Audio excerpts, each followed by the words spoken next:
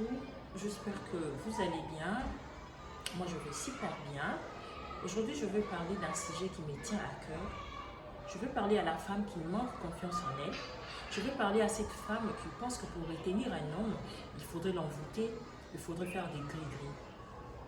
Madame, je veux que tu saches, toute personne qui doit rester dans ta vie restera dans ta vie, peu importe ce que tu peux faire. Et les personnes qui doivent quitter ta vie quitteront ta vie, même si tu les envoûtés. Mais lorsqu'ils quitteront, après être désenvoûtés, il y aura des retours. Quand vous allez voir les féticheurs, vous allez voir des gens qui envoûtent, vous donnez par exemple une photo, tu donnes par exemple la photo de ton homme, tu donnes par exemple le cheveu, tu donnes je ne sais pas moi quoi de ton homme, c'est son âme, c'est son esprit, c'est la personne que tu pars donner au diable comme ça. Tu n'es pas différente du sorcier. Je vous exhorte mesdames, je vous supplie mesdames, laissez vos mariages, vos maris, vos enfants entre les mains de Dieu. Et ce qu'il faut savoir, c'est que le mal que nous faisons ici sur terre, nous le payons ici. Peu importe ce que tu peux faire, puisse te repentir tôt et que tu demandes pardon à Dieu et que le bon Dieu te pardonne. Sinon, dans le mal, tu restes sans confesser. Même quand tu confesses, même quand tu demandes pardon à Dieu, il faut laisser les mauvaises habitudes, laisser y passer autre chose. Croire en Dieu, croire à un seul Dieu, c'est un Dieu jaloux. Il aime que nous puissions nous confier à lui, afin que lui puisse faire des miracles sur nous. Quand tu amènes ton homme comme ça entre les mains du diable, tu es en train de lui sacrifier et le diable va réclamer sa vie un jour. Souvent, les femmes de la nuit, elles vont voir des féticheurs. Elles se disent, je dois retenir mon homme, je dois protéger mon mariage. La maîtresse également va voir des féticheurs parce qu'elle ne veut pas perdre les avantages qu'elle a chez cet homme marié.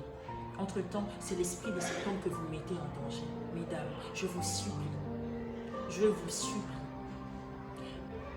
Ton homme a sa famille, ton homme a ses parents, ton homme a sa maman. Nous connaissons tous la douleur d'enfantement. Nous connaissons tous cette souffrance de porter son enfant dans son ventre.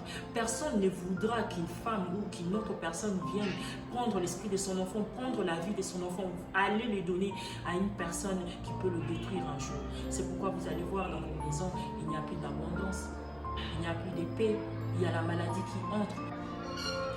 Apprenons à prier, apprenons à patienter. Apprenons à laisser tout entre les mains de Dieu. Je ne dis pas que nous devons accepter la fidélité de nos hommes, mais je dis juste que nous devons avoir confiance en nous. Dis-toi que c'est mon Dieu. Peu importe ce qu'il fera, il reviendra. Aie confiance en toi. Parle.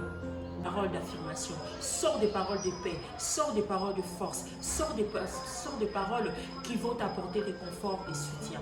Prie, prends le temps de prier pour ton mari, pour tes enfants, pour ta famille. Prends le temps de te connaître, de savoir ce que tu es, ce que tu vaux et ce que toi tu peux donner. Quand tu commenceras à t'aimer toi-même, à être à l'aise avec toi-même, les autres seront à l'aise avec toi. Et quand nous tombons amoureuses et que nos maris viennent pour nous épouser, nos fiancés, souvent, la plupart des femmes n'ont rien fait.